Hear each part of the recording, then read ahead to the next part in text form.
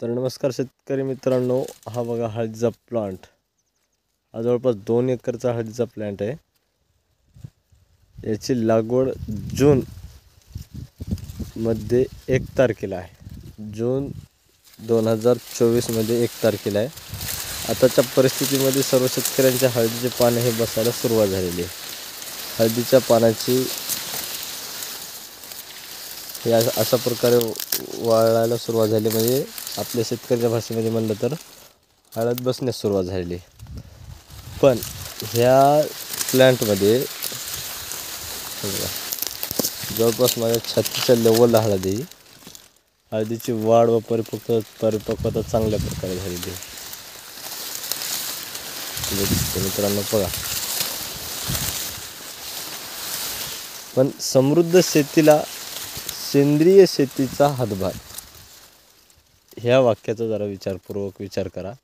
ह्या प्लॅन्टमध्ये जवळपास आतापर्यंत संपूर्णतः सेंद्रिय शेतीचे प्रोडक्ट वापरले. पूर्ण जैविक पद्धतीने शेती करण्यात आलेली आहे. यामध्ये केमिकल शेतीचा सर्वात कमी उपयोग करण्यात आलेला आहे.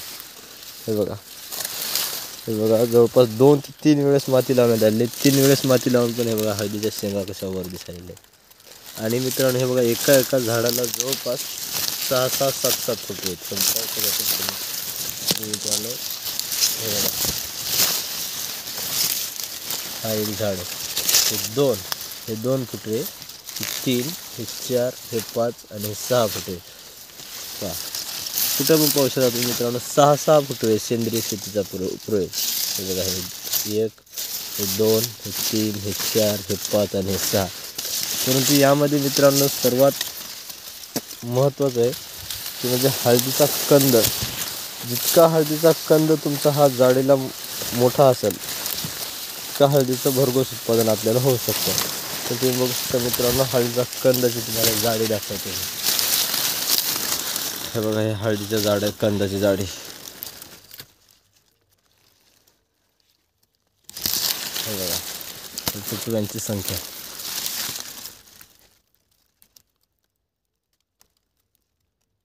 पहा, तर यामध्ये 9-24-24 खता व्यतिरिक्त संपूर्णतः हे जैविक खताचे वापर केलेला आहे. हळदीच्या पानाची साईज लांबीला काही महत्त्वाची नसते. हे पान कमीत कमी 1 वीदभर व्हायला तयार पाहिजे. जर पानाची रुंदी ही सर्वात लांब जर असेल तरच हळदीला उत्पादन चांगल्या प्रकारे होऊ शकते. पानाची लांबी महत्त्वाची असणं जरुरी नाही, आपल्याला रुंदी हवी असते. तर सध्याच्या परिस्थितीमध्ये हळदीला शेंगांची कशी निर्मिती झाली हे पाहू शकता मित्रांनो आपण.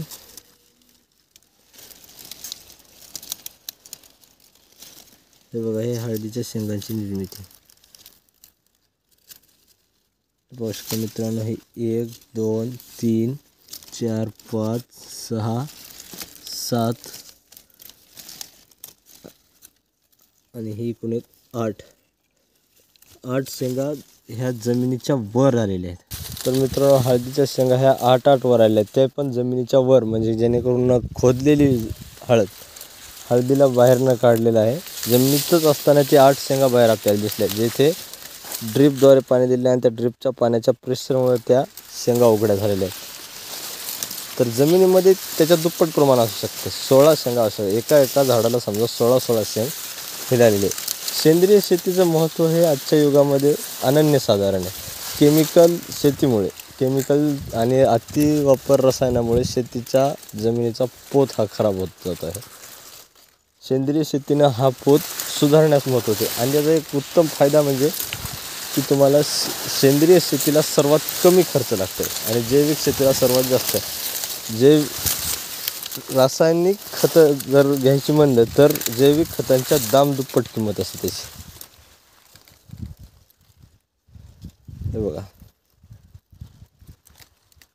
तर माझ्या शेतकरी बंधूंना एक विनंती आहे की तुम्ही रासायनिक शेतीकडे न वळता सर्वात जास्तीत जास्त तुम्ही सेंद्रिय शेतीकडे वळले तर आपला दुहेरी फायदा होईल. एक तर खर्चाची बचत होईल, त्यानंतर शेतीचा पोत सुधारण्यास मदत होईल. हे बघा, इतर लोकांचे जर करता आजच्या या जवळपास जानेवारी एंडिंगमध्ये इतर शेतकऱ्याच्या हळदीचे पानं हे जवळपास बसायला सुरुवात झाली राहते, सुकायला सुरुवात झाली राहते. परंतु या प्लॅन्टच्या सेंद्रिय शेतीमुळे हे बघा हिरवीगार आहे, कांद्याच्या पातीवाने याची पानांची परिस्थिती आहे.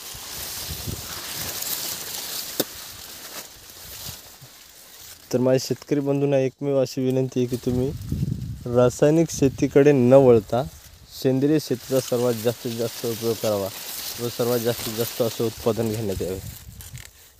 धन्यवाद मित्रांनो.